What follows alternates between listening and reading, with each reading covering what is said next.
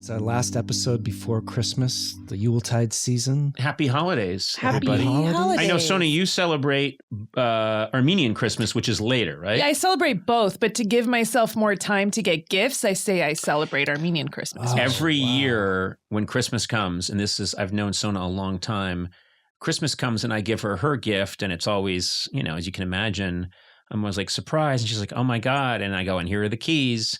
And a locker?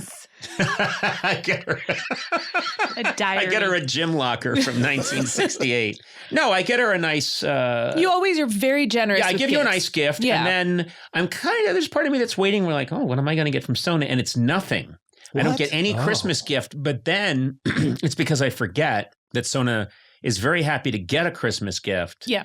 But what she really likes to do then is only give gifts on Armenian Christmas, which is a couple of weeks later, right? It's January 6th. Yeah. Yes. Oh. It's Is the that Orthodox Christmas. It's the Orthodox Christmas. And to give a shout out, the Armenians, or the original, it's the oldest sect of Christianity, isn't it? It's the first country to accept Christianity as the national religion. They did it in 301. The Greeks will say they did it, but they didn't. The Greeks say a lot of shit. Yeah, the Greeks. Can we all agree on the Greeks? Man, the don't get me Greeks. started on the Greeks. What if that's the one distinguishing characteristic of our podcast is, man, there's a lot of Greek hate going around on Conan's podcast. Conan O'Brien needs a friend. No Greekies. But no Greeks. No Greekies? Yeah. Conan O'Brien has banned Zach Galifianakis from his podcast. As he's an upcoming guest. I know, he's on soon. Hey, Zach, you're on my shit list. You and all those other Greeks. Aristotle. Aristotle's on your shit list. Oh, yeah. Man, when I see that guy coming, He I go can't the come other on way. this podcast. He can't. I don't want to listen to his sort of weird pseudo-wisdom.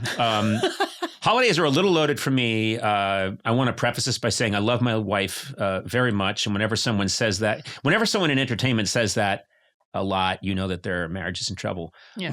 No, my wife, Liza, is terrific. But I'm realizing that we have very different philosophies about Christmas decorations. Okay. I'm realizing that my wife is very tasteful. Yes. She comes from a more waspish culture. Okay. And they're very tasteful people and good people.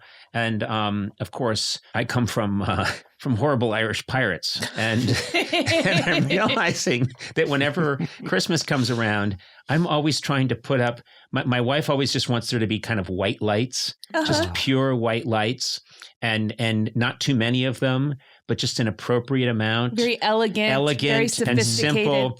And I realize that I'm always, whenever she's doing that, I'm always in the corner trying to order a plastic Santa on a toilet that spins, that goes on your front yard. I have that in me. I like multicolored lights at Christmas. And I know that I am a full-grown adult and there's no excuse for it, but I like multicolored lights.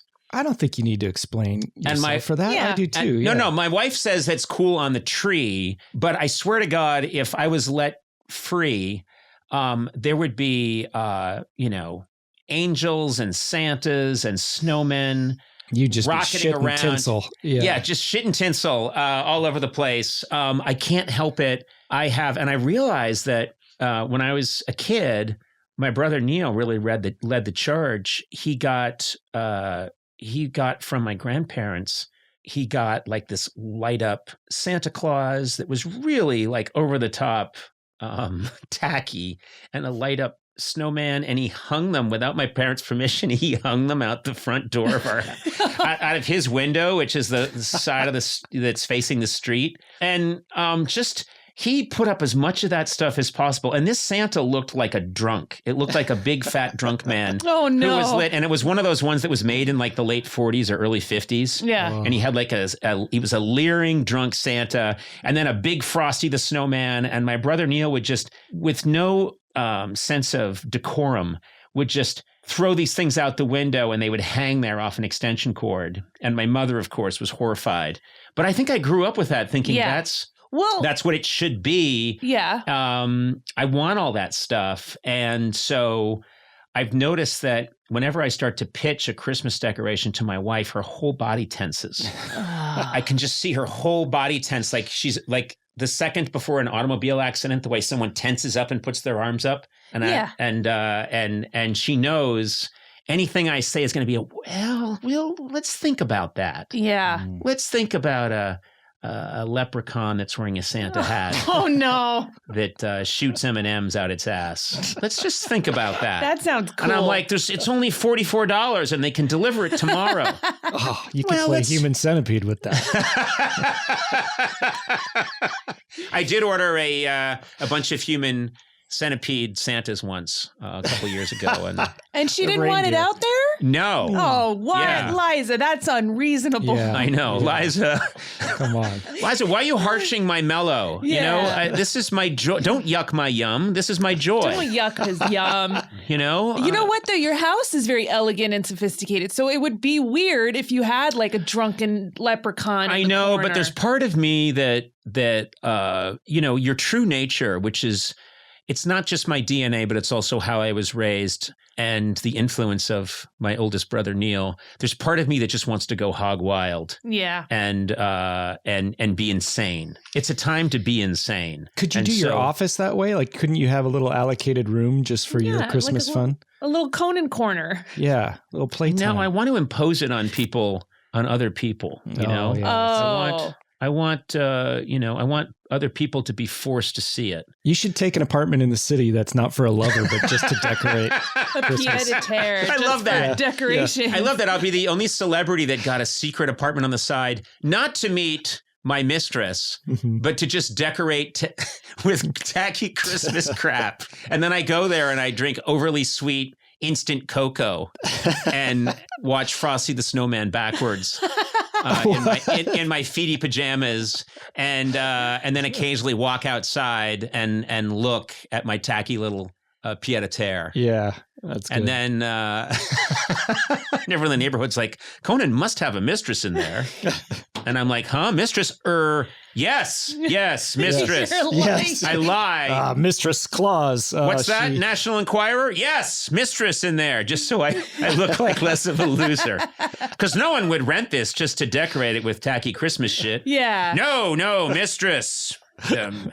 Mistress in there, yes. Her name's Santina Klaus. What?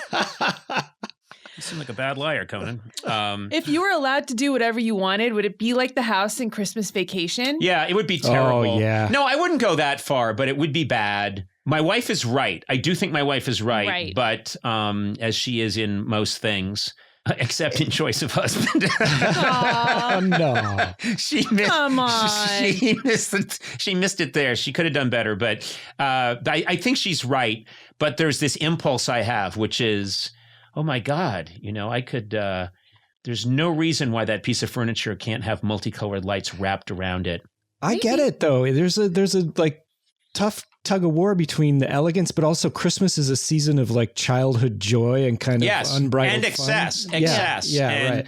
And I think it's come to represent, America's expression of its dominance in the world. And capitalism and its defeat of other forms of organizing society. Okay. Well, anyway. My God. What did you do to Christmas? That's what I think Christmas is all about. You heard it here first on Conan O'Brien Can't Stand the Greeks.